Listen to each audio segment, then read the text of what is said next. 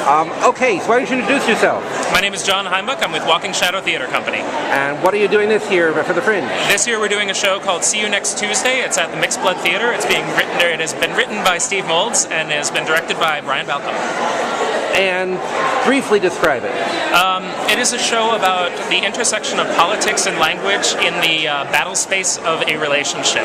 And it's all about how language can be offensive to some people but not to others. Okay, what's the most interesting scene you had to cut out? I don't know. It was more about adding scenes than it was about cutting scenes out. But I can tell you this, that when we ran it through a spell checker, it found vulgarity reports for at least 7 different instances of about 8 different words that were considered unacceptable, and some of them with far more than 4 letters. But they made it into the play anyway. They're in there anyway. Okay. Anything sort of in general you want to say? This Fringe is awesome, and I hope everyone's having a good time and picking lots of shows. Okay, great, thank you. Thank you. So, what's your name? Amy Romany. And what's your other show? Well, I'm associated with Walking Shadow, See You Next Tuesday, but I've actually taken on the direction for Storytime Time Bomb at the Rarig Arena. That's the kids show. It is a kids show. It is an improvisational kids show, which will be different every day. It is wildly fun for grown-ups and kids. What challenges are different than working with Walking Shadow?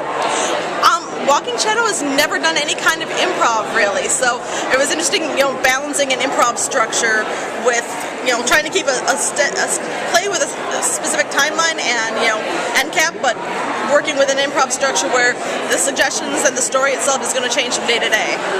And what makes it a kids show? What makes it a kids show?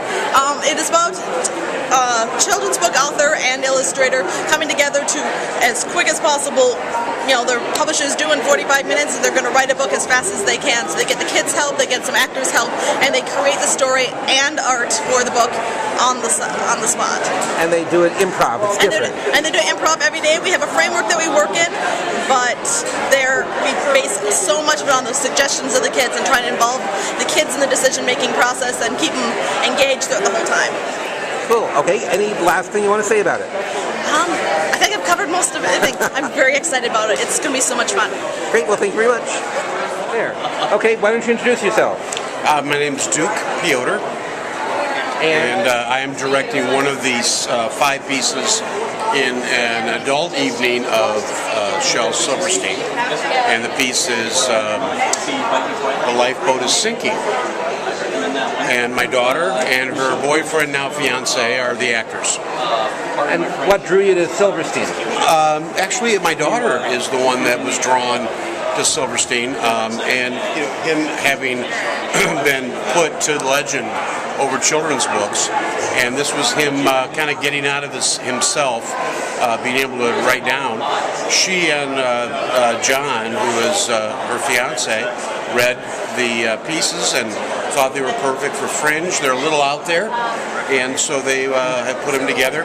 And instead of having different actors do different scenes, they're doing all the scenes, and they chose 7 different directors to get a different play on how each director would handle each piece. And I happen to be one of the directors as well. Did that work? Yeah, absolutely. Absolutely. Thank you. Absolutely it worked. I mean, I've worked with her before as a director and an actor, and it did work. But I think what's more important is they got a taste of different directorial directions, for lack of a better term, of how they would rehearse, whether it's loose or tight or what have you. So they have an experience of the process of mounting a show, which is always interesting.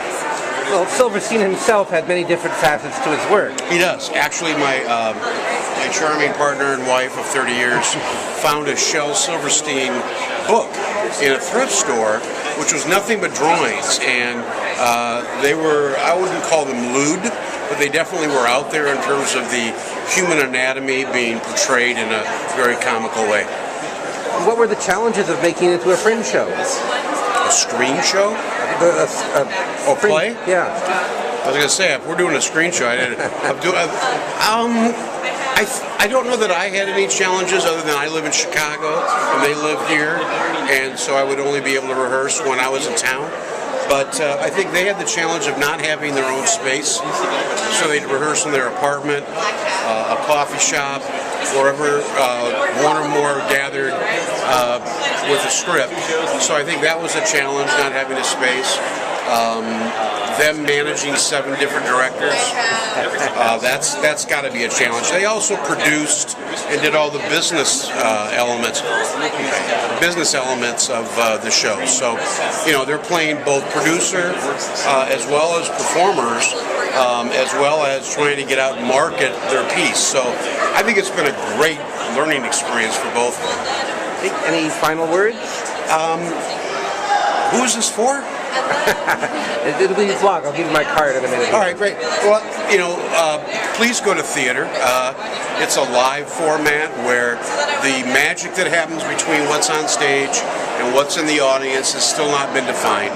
And we continue in the theater to try to define that space between audience and performers. So keep coming and maybe you'll see it. Thank you.